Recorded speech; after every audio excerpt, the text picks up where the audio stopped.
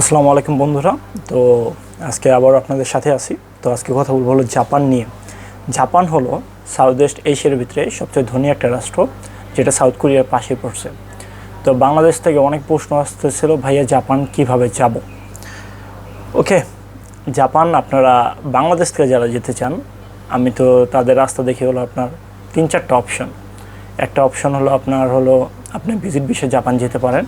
এর জন্য আপনার ব্যাঙ্ক স্টেটমেন্ট ভালো থাকতে হবে, ট্যাক্স রিটার্ন থাকতে হবে 3 বছরের। সেক্ষেত্রে আপনি বাংলাদেশ থেকে জাপান যেতে পারেন ভিজিট ভিসায়। দ্বিতীয় আরেকটা যে বিষয়টাতে নর্মালি সব স্টুডেন্ট যেয়ে থাকে, সেটা হলো ল্যাঙ্গুয়েজ কোর্সের বিষয়। আপনার ল্যাঙ্গুয়েজ কোর্সের বিষয়টা কি, আপনি জাপানিজ ভাষা শিখতে যাচ্ছেন, 1-1.5 বছরের কোর্সের পেমেন্ট করে, 6 মাসের পেমেন্ট করে, অথবা 1 বছরের পেমেন্ট করে 10 লাখ 15 লাখ টাকা খরচ যায়। সেভাবে আপনি জাপান যেতে পারেন ভাষা শিখে। N5 N4 N5 JLPT pass করতে হয়, তারপর আপনি জাপান যেতে পারবেন।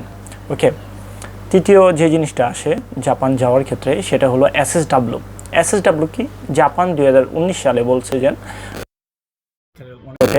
আমরা SSWতে বিভিন্ন দেশ থেকে মানুষ আনবো 5 লাখের মতো। প্রত্যেক বছরই তারা 5 লাখ করে শ্রমিক নেয়, পুরো ওয়ার্ল্ড ওয়াইড।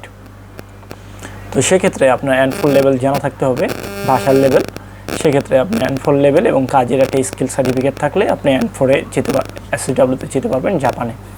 এটা গেল তৃতীয়। চতুর্থ যে জিনিসটা, সেটা হলো আপনার ম্যারেজ ভিসায় যেতে পারেন। 5 নম্বর বিজনেস পারপাসে যেতে পারেন। তো 5-6টা অপশন তো আপনার কাছে চলে আসলো। এটা হলো বাংলাদেশ থেকে যাওয়ার ক্ষেত্রে। তো এছাড়াও আরও যেই সিরিজগুলো বানাবো, সেটাতে থাকবে হলো আপনার দুবাই, সৌদি আরব, মালয়েশিয়া এবং কম্বোডিয়া। সেখান থেকে কীভাবে যাবেন সেটা নিয়ে আসতেছে বিস্তারিত সিরিজ। ধন্যবাদ।